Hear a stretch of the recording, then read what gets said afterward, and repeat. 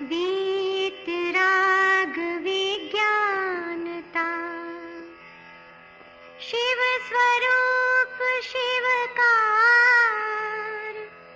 नमः त्रियोग संहार के।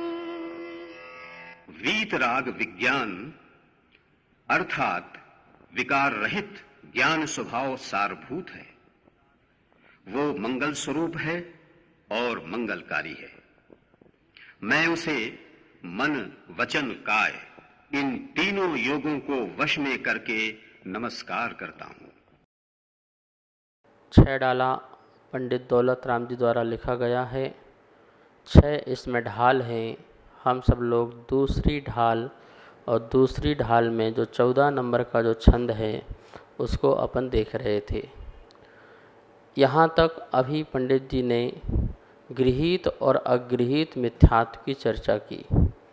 गृहीत जो ग्रहण किया जाता है और अगृहीत जो ग्रहण नहीं किया जाता है, जो हमारे संस्कारों में चला आता है, जिसके लिए किसी के उपदेशों की आवश्यकता नहीं पड़ती है, ऐसा अगृहीत। और जहाँ पर हम देखा देखी या किसी के उपदेश आदि के माध्यम से ग्रहण करते हैं वो गृहीत। और दोनों ही गृहीत और अगृहीत मिथ्यात्व। मिथ्यात्व मतलब क्या कहलाता है? मिथ्यात्व त्व प्रत्यय लग गया है। जहाँ मिथ्यापना, जहाँ पर असत्यपना, जहाँ पर जो है भ्रमपना बात हमारे मन में बैठ जाती है, धारणा में आ जाती है, उसे हम स्वीकार करते रहते हैं, उस पर श्रद्धान करते हैं। वैसा ही ज्ञान को हम सही समझते हैं और उस रूप ही जो हम क्रिया करते हैं अपने आदत में ले आते हैं, अपने चारित्र में ले आते हैं, जीवन जीने में ले आते हैं, उसे मिथ्या चारित्र कह देते हैं। तो इस प्रकार से गृहीत और अगृहीत मिथ्या चारित्र, इन दोनों में अंतर क्या है? इन दोनों में अंतर बहुत सारी बातों को लेकर के है। यदि आप समझना चाहेंगे तो आपको समझ में बिल्कुल आ जाएगा कि इन दोनों में किस प्रकार से अंतर है। गृहीत और अगृहीत मिथ्यात्व में अंतर। अब आप एक तरफ अगृहीत मिथ्यात्व लिख लीजिए और एक तरफ आप गृहीत मिथ्यात्व लिख लीजिए। हम यहाँ से आपको एक एक पॉइंट बताएंगे, उसे आप नोट करते जाना। यहाँ भी आपको लिखा हुआ दिखेगा, जिसके माध्यम से आपको बिल्कुल स्पष्ट हो जाएगा कि अगृहीत मिथ्यात्व क्या है और गृहीत मिथ्यात्व क्या है। अगृहीत मिथ्यात्व मतलब वहाँ पर आप तीनों ले लेंगे। क्या क्या ले लेंगे? मिथ्या दर्शन, मिथ्या ज्ञान, मिथ्याचारित, अगृहीत रूप। जब गृहीत मिथ्यात्व की बात आएगी तो वहाँ भी गृहीत मिथ्या दर्शन, गृहीत मिथ्या ज्ञान और गृहीत मिथ्याचारित, तीनों चीज़ों को तीनों दोनों में ही अपन को जो है समझना है। ठीक है, तो आप अपनी कॉपी पेन उठाइए और जल्दी से लिखिए अगृहीत मिथ्यात्व और गृहीत मिथ्यात्व। एक एक बात हम समझाते हैं। देखो यहाँ पहले लिखते हैं अगृहीत मिथ्यात्व में नंबर 1, इसमें जीवादि प्रयोजन भूत तत्वों संबंधी विपरीत मान्यता मुख्य रहती है। अगृहीत मिथ्यात्व में जब भी चर्चा होगी तो उसमें जीव, अजीव, आश्रव, बंध, संवर, निर्जरा, मोक्ष, ये 7 तत्व जो है प्रयोजन भूत हैं। और इन प्रयोजन भूत तत्व के संबंधी जो जीव की गलत धारणा है, इन तत्व संबंधी जो भूल है, उसकी चर्चा अगृहीत मिथ्यात्व में होगी। जीव को अजीब मान लेना, अजीब को जीव मान लेना, आश्रव को भी अच्छा मानना, बंध को भी अच्छा मानना, संवर और निर्जरा को अहितकारी समझना और मोक्ष की भावना नहीं आना, ये सब की सब जो है अगृहीत मिथ्यात्व हैं। और इन अगृहीत मिथ्यात्व में 7 तत्वों को विपरीत रूप से श्रद्धान करना, बिल्कुल उल्टे रूप से इनको श्रद्धान करना, और यह श्रद्धान जो है आपके स्वभाव में आ गया है, मतलब संस्कार वश में आ गया है, इसे अगृहीत मिथ्यात्व कहते हैं। अब गृहीत मिथ्यात्व में कैसा होता है? इसमें देव, गुरु, शास्त्र संबंधी विपरीत मान्यता मुख्य रहती है। अगृहीत में तो 7 तत्व संबंधी विपरीत मान्यता होती है, और गृहीत मिथ्यात्व में किसकी विपरीत मान्यता होती है? देव शास्त्र गुरु। वह देव जो है कुदेवों को देव मानता है, कुशास्त्रों को सच्चे शास्त्र मानता है, और जो कुगुरु हैं उन कुगुरुओं को ही वह सच्चा गुरु मानता है। तो देव संबंधी, गुरु संबंधी, शास्त्र संबंधी उसके जीवन में विपरीत मान्यता रहती है। सच्चे देव शास्त्र गुरु को स्वीकार करता नहीं है, और जो सच्चे देव शास्त्र नहीं हैं, मिथ्या हैं, जो देव मूर्ता, गुरु मूर्ता, लोक मूर्ता आदि इसमें लगा रहता है, उसमें ही फंसा रहता है, उसको ही अपना हितकारी मानता है, उसमें ही अपना कल्याण मानता है, यह गृहीत मिथ्यात्व कहलाता है। ठीक है, दोनों में अंतर आपको समझ में आ गया ना? तो एक पॉइंट ये हो गया। अब दूसरा पॉइंट अगृहीत मिथ्यात्व का, यह बिना सिखाए अनादि से चला आ रहा है। अगृहीत मिथ्यात्व को कोई सिखाता नहीं है, वह तो अनादि काल से हमारे, जैसे वो कहते हैं ना, स्वभाव में आ गया है, ऐसे ही वो अनादि काल से अगृहीत मिथ्यात्व चला आ रहा है। शरीर में जीव मानना और जीव को शरीर मानने का जो भाव है वो अनादि से चला आ रहा है। मैं गोरा हूँ, मैं काला हूँ, मुझे खाना है, मुझे पीना है, इस शरीर की दृष्टि में ही अपनी आत्मा की दृष्टि रखने वाला जीव जो है, ऐसा अनादि काल से इसका जो भाव है वो चला आ रहा है, वो अगृहीत मिथ्यात्व है। गृहीत मिथ्यात्व में क्या है?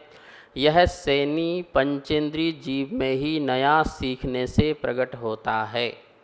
गृहीत मिथ्याचारित एक इंद्रिय को नहीं, दो इंद्रिय को नहीं, तीन इंद्रिय को नहीं, चार इंद्रिय जीव को नहीं होता है। किसको होता है? मात्र सैनी पंचेंद्रीय जीव को ही होता है।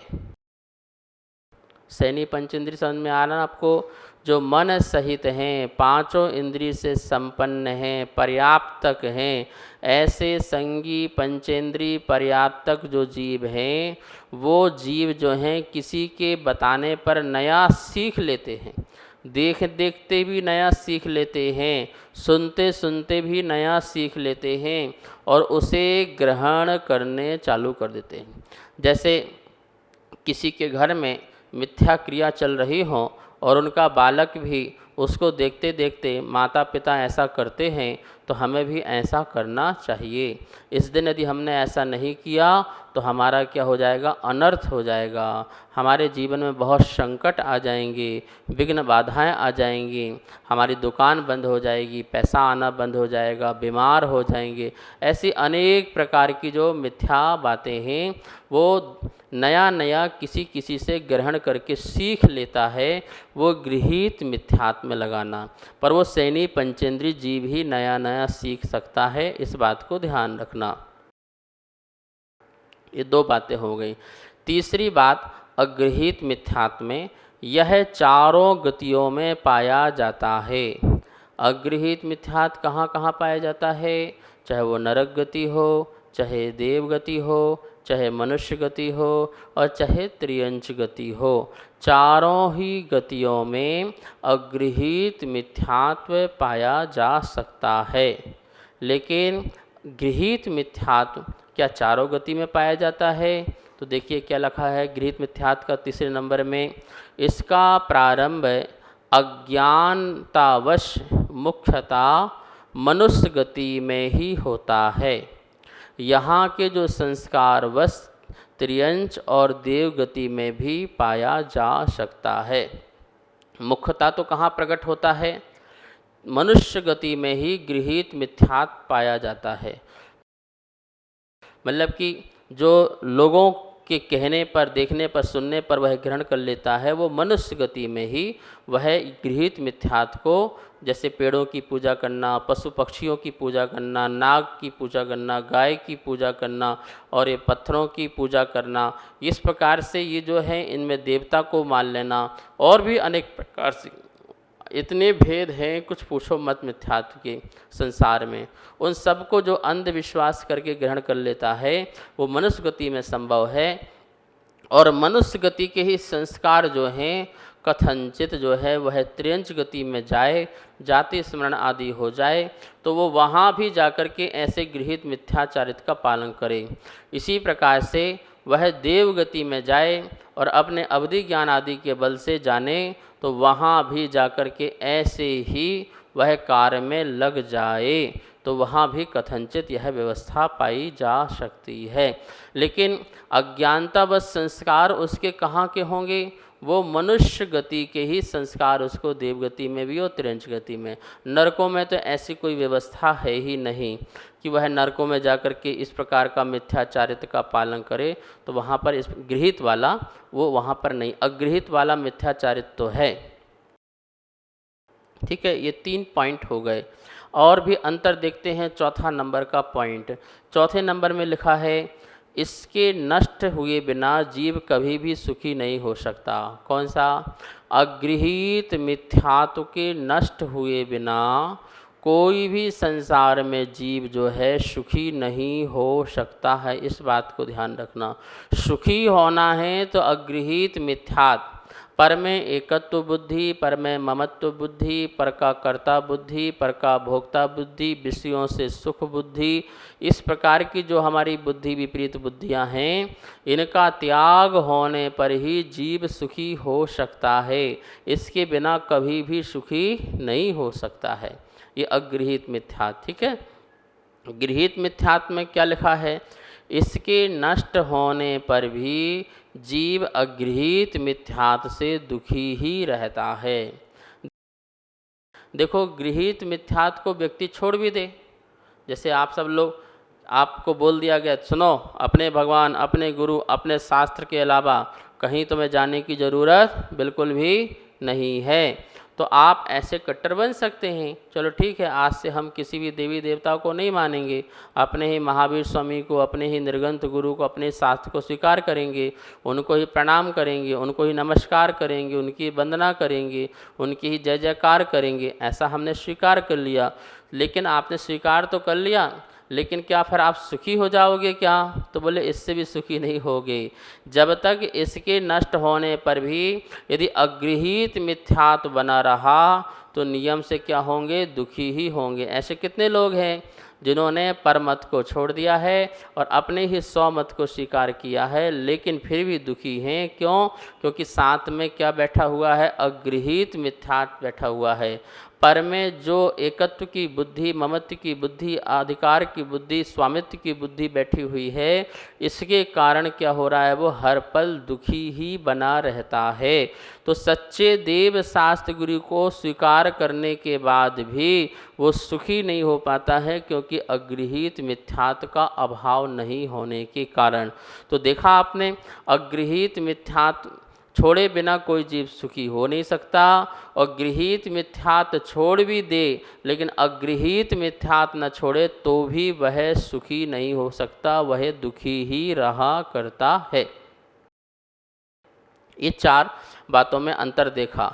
अब 5वां नंबर का देखते हैं क्या अंतर है अगृहीत मिथ्यात्व और गृहीत मिथ्यात्व में। अगृहीत मिथ्यात्व में लिखा हुआ है, यह अकेला भी बना रह सकता है। अगृहीत मिथ्यात्व कैसा है? वो अकेला ही बना रह सकता है। ज़रूरी नहीं है कि उसके साथ गृहीत मिथ्यात्व हो सकता है उसने गृहीत मिथ्यात्व छोड़ दिया हो, तो अगृहीत मिथ्यात्व तो अकेला ही बना रह सकता है। लेकिन गृहीत मिथ्यात्व में क्या है? इस मिथ्यात्व के नियम से अगृहीत मिथ्यात्व होता ही होता है। जिसके पास गृहीत मिथ्यात्व है उसके पास नियम से अगृहीत मिथ्यात्व होता ही होता है। जो कुगुरु कुदेव को शास्त्र को मानता है उसके पास अगृहीत नाम का जो मिथ्यात्व है वो नियम से होता ही होता है। मतलब कि ये कॉमन है, 7 रहेगा ही रहेगा। 5 हो गए। अब 6वां नंबर का अंतर देखते हैं क्या लिखा अगृहीत मिथ्यात्व में। यह बिना परोपदेश के स्वयं के विपरीत सिद्धांत से ही होता है। यहाँ किसी पर का उपदेश की प्राप्ति नहीं होती है। अपने ही अंदर कोई ऐसी विपरीत मान्यता आ जाती है या हम धारणा बना लेते हैं वस्तु स्वरूप के प्रति या किसी भी व्यक्ति के प्रति, वस्तु के प्रति, अपने प्रति, आत्मा के प्रति, शरीर के प्रति जो विपरीत हमने भ्रम पैदा कर लिया है या मान्यता धारण कर ली है, अपने स्वयं के कारण से खड़ा किया है ऐसा मान्यता, उसे अगृहीत मिथ्यात्व जानना चाहिए।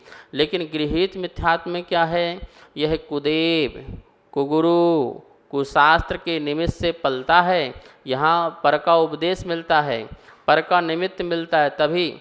जब तक कोई कुगुरु तुम्हें समझाए ना, देखो ऐसा करो तुम्हारा ठीक हो जाएगा, शनि उतारना है तो तेल चढ़ाओ, ये करना है तो वो करो, काली गाय को घास खिलाओ, वहाँ पर तुम जाकर के काला वस्तु को दान दे के आओ, कोई गोरा वस्तु को दान दे के आओ।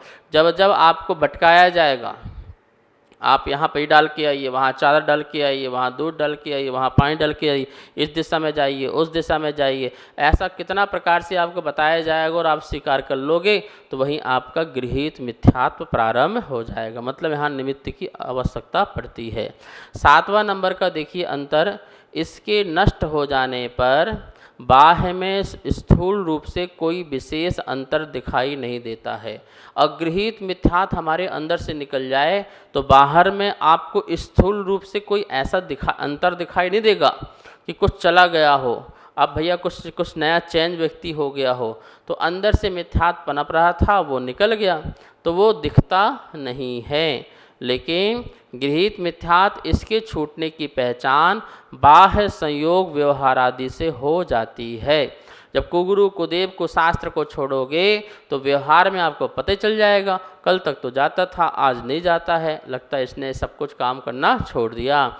मिथ्या बातें करना, मिथ्या क्रिया करना, मिथ्याचारित पालन करना सब छोड़ दिया है, तो ये व्यवहार बाहर से देखने को प्राप्त हो सकता है। लेकिन अगृहीत मिथ्यात्व यदि हमारा छूटेगा तो जरूरी नहीं है किसी को बाहर दिखाई दे कि इसने अगृहीत मिथ्यात्व छोड़ा है, वो आपका अनुभव का विषय बनता है। अब 8वां नंबर का अंतिम जो अंतर है इसको समझ लेते हैं। अगृहीत मिथ्यात्व में इसके स्वरूप को समझने का तथा इसे नष्ट करने का उपाय मुख्यतः द्रव्यानुयोग और करणानुयोग की शैली से द्वारा समझाया जाता है। अगृहीत मिथ्यात्व को समझना हो और उसको छोड़ना हो तो उसके लिए यही उपाय है, एक तो द्रव्यानुयोग के शास्त्र पढ़ना और करणानुयोग के शास्त्र पढ़ना। इन दोनों के माध्यम से ही अगृहीत मिथ्यात्व जो है छोड़ा जा सकता है या इसके बारे में समझा जा सकता है। लेकिन गृहीत मिथ्यात्व के बारे में या उसको छोड़ने के बारे में किस शास्त्र से, किस अनुयोग से, तो इसके स्वरूप को समझने का तथा इसे नष्ट करने का उपाय मुख्यतः चरणानुयोग और प्रथमानुयोग की शैली द्वारा समझाया जाता है। यदि गृहीत मिथ्यात्व को छोड़ना हो या उसको समझना हो तो दो ही अनुयोग मुख्यतः चरणानुयोग के माध्यम से और प्रथमानुयोग की शैली के माध्यम से गृहीत मिथ्यात्व को समझा जा सकता है, समझाया जा सकता है और छोड़ा भी जा सकता है।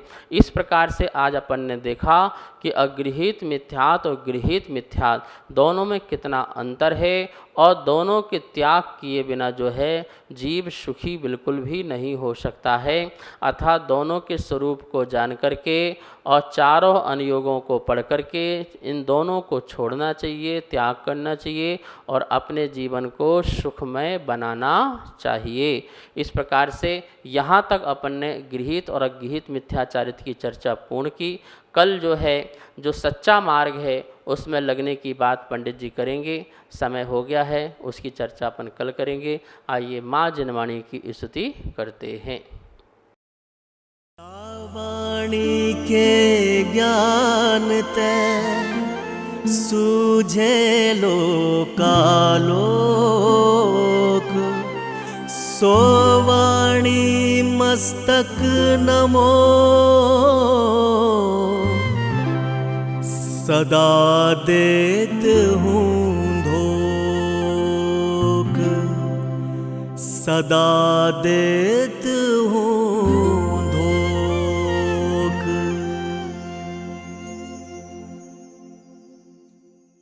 इस कार्यक्रम के पुण्यार्जक थे श्री खंडेलवाल दिगंबर जैन मंदिर, राजा बाजार, कनॉट प्लेस, नई दिल्ली। एवं श्री खंडेलवाल दिगंबर जैन मंदिर वैदवाड़ा दिल्ली। श्री रमेश नथुजी बेराड, सौभाग्यकांक्षिणी विद्या रमेश राव बेराड, पुत्र श्री अजित रमेश राव बेराड, पुत्र वधु ऋतुजा अजित बेराड, कुमारी अनुजा बेराड, कुमारी आरोही बेराड, पुत्र श्री सुरेंद्र रमेश राव बेराड, योगिता सुरेंद्र बेराड, कुमारी विराग बेराड, कुमारी विधि बेराड, अमरावती महाराष्ट्र।